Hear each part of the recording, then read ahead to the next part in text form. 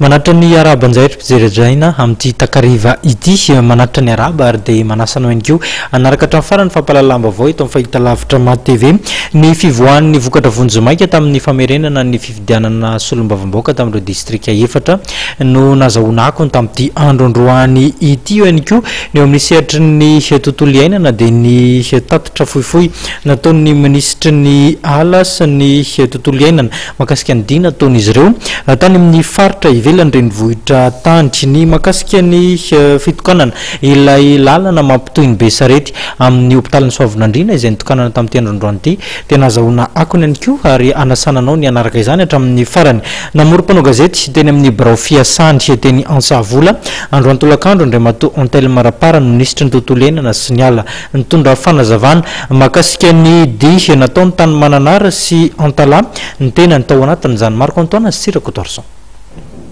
Olona 12 no karoana ankehitriny amin'ny rarafandranana Andramena izay mbola mitota atoato na dia teo aza ny fandraisana fepetra entitra ataon'ny fitondram-panjakana.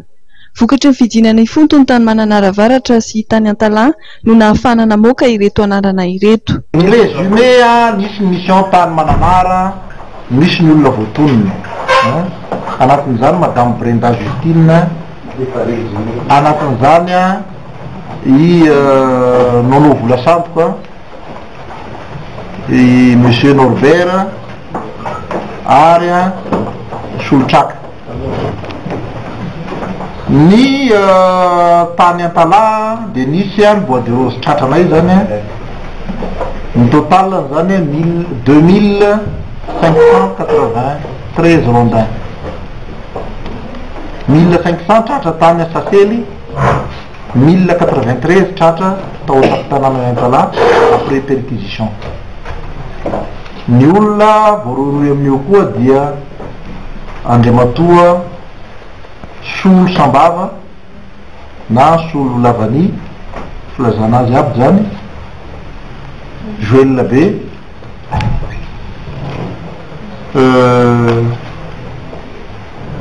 Joël Cicatrice,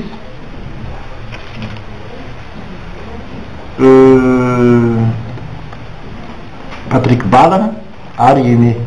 Lalàna mikasika an'io dia mazava tsara ka faraka ny fangatahana société civile hoe ampiaro ny lalàna dia zany ny toren'ireo olona reo dikan'izay zany anara-maso ny fitorianan'zareo.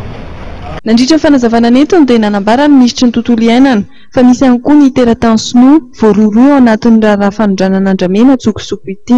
Mahakasika ny amin'ny ministère ny tourisme dia satria raha antsika malala fa raha ny fanadihadiana dia misy teratany Sinoa izay manana hôtel sy bureau d'échange eto Antananarivo ny manao ny fanamorana rehetra ny trafika io ka angataka izahay zany ny anakatonana ny hôtel io sy anakatonana ny bureau d'échange anakalozana an'izany vola izany vola avy any Chine. Farany dia iarahana malala fa misy Sinoa zany teratany Sinoa anankiray any amin'ny faritsy Sava araka nefa voalazako taminareo misy teratany Sinoa ray maso akaiky dia akaiky tamin'ny conférence de presse farany. Ao anatin'ny fanadihadiana tanteraka ankehitriny mitandro filaminana sy ny fitsarana arovana ireo Andramena voagezan'ny fitondram-pangatsikana ankehitriny. Raha ny tao Antala fotsiny dia efa nahatratra 3,940 ireo bolabolana Andramena tratra.